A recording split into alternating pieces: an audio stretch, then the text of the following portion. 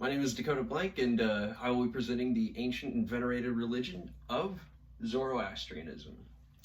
So, Zoroastrianism, like I said, is very, very ancient. In fact, it dates back to about 3,000 years. The exact date is pretty shaky because our oldest texts are about 2,500 years old, but the oral tradition extends back further, which makes it a bit more difficult to pin down. Now, originally originating in Iran, we suspect it's from Eastern Iran in particular. There's no evidence to really support this beyond the fact that the oldest surviving texts are written in Avestan, which is an Eastern Iranian language.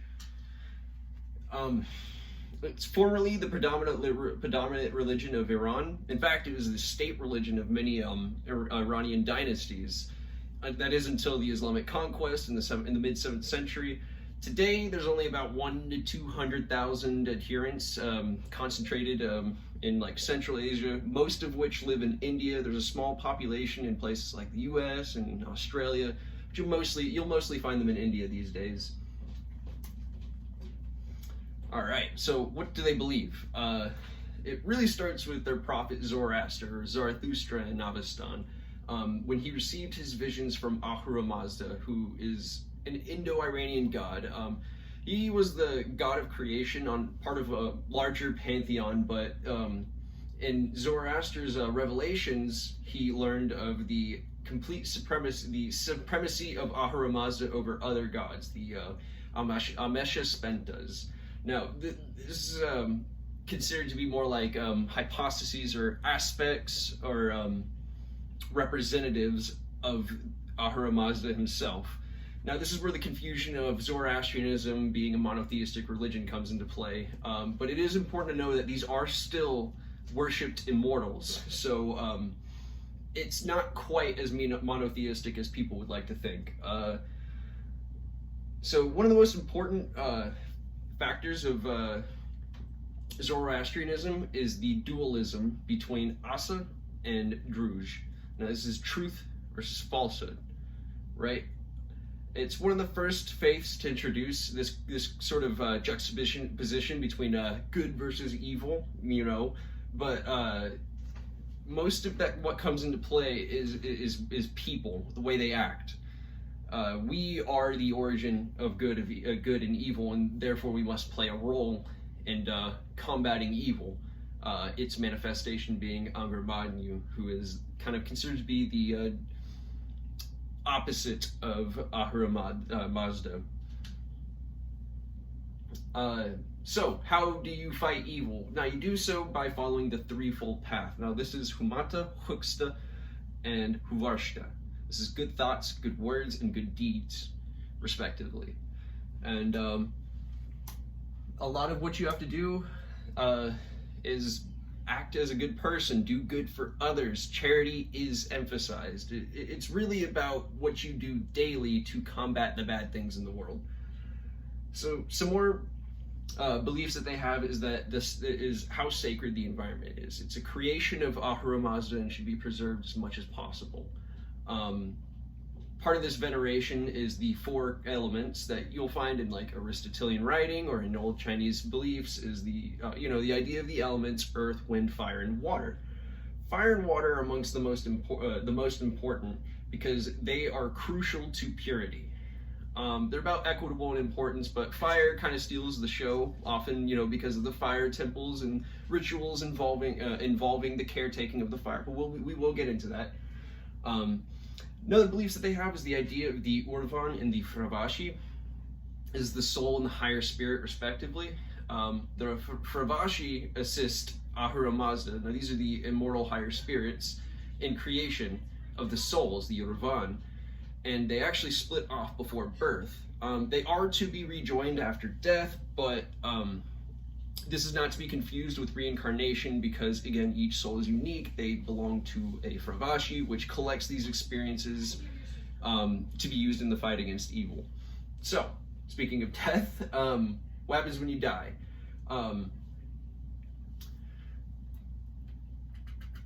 So when you die, you are brought before the narrow bridge, wherein you are brought before your Dana, which is best described as the summation of all your deeds put together. And in this, you will see about where you lie on the line between good and evil. So the Dana will appear before you as either a beautiful maiden or a witch.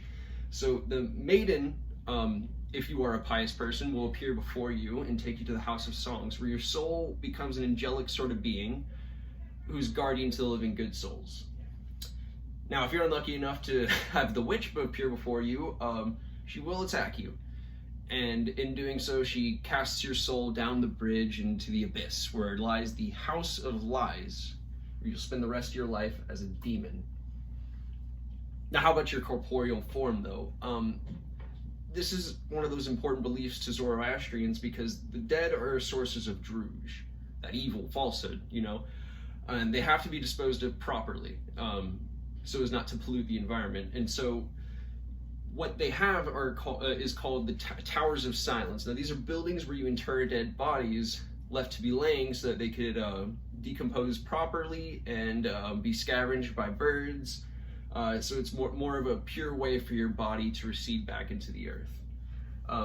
Sometimes it's cremation, but it's not actually an environmental funeral rite to do so. So a lot of Zoroastrians try to steer from that, even if it does have to do with fire. All right, so let's get into some of their practices. So let's start with the structure of their clergy. So the highest ranking priest, something you would consider like in comparison to Catholicism, for instance, would be a cardinal or a bishop. They call them the Dastur, so they're higher priests. Beneath them, you have the Mobed, and then the Erpad or the Ervad. Pronunciations differ. These are lower priests. They mostly just assist in ceremonies and rituals, but in ancient times, they were considered much more significant because of their role as the firekeeper. Okay, and one of their practices is ritual purification. Now, this manifests in different ways. One is Padyab, which is it's ritual ablution. It's where one washes their self. Not that important in comparison to another ritual they have called Nan, which is ritual bathing. This is considered to be more ritualistically pure. One interesting purification practice they have is called the Bereshnum, which is a ritual involving the touching of the ear of a dog. This is mostly done in festivals, but it's a bit convoluted, but very, very interesting nonetheless. So they do have confession, not dissimilar to Catholicism, but that's actually the only comparison that they have with confession, because they recite their patet, and they have to do so in the presence of a Dastur. That if the Dastur's not around, that a Mobed or an Erpat will do, but preferably a higher ranking priest. Interestingly enough, though, this does not absolve you of your sin. You can't say a few Hail Marys and expect to be cool with the big guy up there. It's actually a recognition that you have done wrong and that you will do better. It's a very, very interesting concept. All right, so Zoroastrians don't necessarily have what you and I would consider to be church, but they do hold ceremonies, and this is where they recite the most important texts, primarily the yasnas, which is where the yasna ceremony gets its name. These contain the foremost sacred prayers in all of Zoroastrianism, only held in the mornings. Research does not indicate that there's a specific day associated with the yasnas, but it is expected that you do pray 5 times a day. So where all these prayers come from? So I mentioned the yasnas, but the yasnas are actually part of a bigger umbrella, which is the Avesta. Now this is like the compendium of all Zoroastrian religious texts. So in it, obviously you have the yasnas, but within the yasnas you have the 5 most important the 5 gathas, which are the most important texts. There's a collection of 17 hymns written by Zoroaster himself. But along with the yasnas, you have the Visparad, the Vendidad, and then there are plethora of other Zoroastrian texts that you can read from, but they are considered to be significantly less important, so much so that they have their own umbrella term called the Little Avestas. So, going back to fire, there are some rituals involving fire. because there are 5 daily feedings to the fire, followed by 5 rituals for each feeding. And for the founding of a new fire, in a Zoroastrian fire temple, it actually requires a very, very elaborate ritual to do so. Another practice they have is during initiation. It is the Sadra and the Kusti. Now, this is just names for shirt and girdle, but they are expected to be worn every single day. If you're an Orthodox Zoroastrian, you might be doing that, but most Zoroastrians will only wear these symbolic garb during a yasna ceremony, during holidays, or during a festival. Festivals, another note, are actually very religiously significant. Not just some casual party, they're very, very ritualistically important. All right, and so here we are at sacred law. So the ethics of being a Zoroastrian mean that you have to be as actively good as possible, because again, this battle versus good versus evil, there are no breaks, there's no armistice. You have to just keep fighting it. And this is what manifests in you essentially forcing yourself to do good for others throughout your daily life. But a lot more of the strict rules actually comes from the practice of endogamy, which is you're not allowed to marry outside your community. So Zoroastrians are a bit strict about who calls themselves Zoroastrian. You might find a few sects that are cool with you converting, but for the most part, it's not open to outsiders. So much so that if the father of children is not Zoroastrian, his children cannot be Zoroastrian. All right. So Zoroastrians actually do follow 3 different liturgical calendars. These are the Karimi, the Shahi, and the Fasli.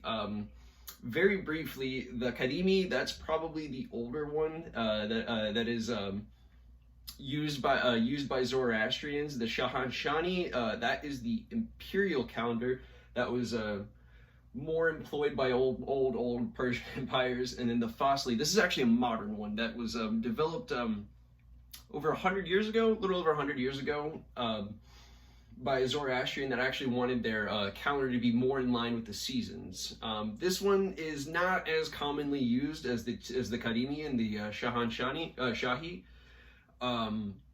but it is still accepted as a Zoroastrian calendar. Now, these 3 calendars are used to track the historical dates of holidays. They even actually start way further back than the Gregorian calendar. So we live in 2022, but depending on the calendar you're using, it might start as far back as about 3,300 years ago. It varies, but they start way further back than traditional Christian calendars. And well, I guess that's to say that's it. The reason I really wanted to do this religion is because it is not often practiced anymore these days. Again, there's only 1 to 200,000 adherents.